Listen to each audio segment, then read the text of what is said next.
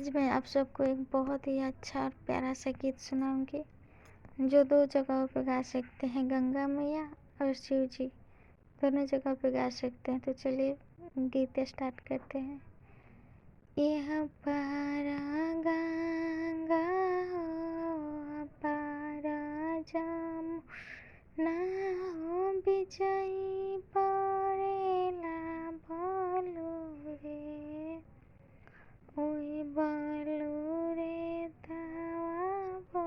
जोगिया के डेरा ओ जोगिया बैठे आसन मार पानी भरे चलेली बेटिया गौरा बेटी जोगिया दरेला दाइनवा छोरू छोरू जोगी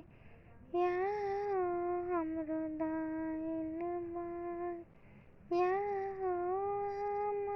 जोता होइए बात बटिया जो हाथ होइए छतिया पीटत होइए नैन डरत होइए लोर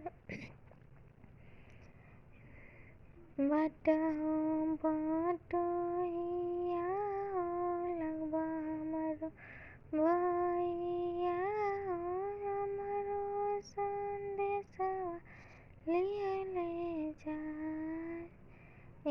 हो संदेशवा भैया चाचा पापाया गो कही तोहर दियावा जोगिया ले जाए हो संदेशवा भैया भैया गो कही तोहर बहिनी जोगिया ले जाए पापा लिहले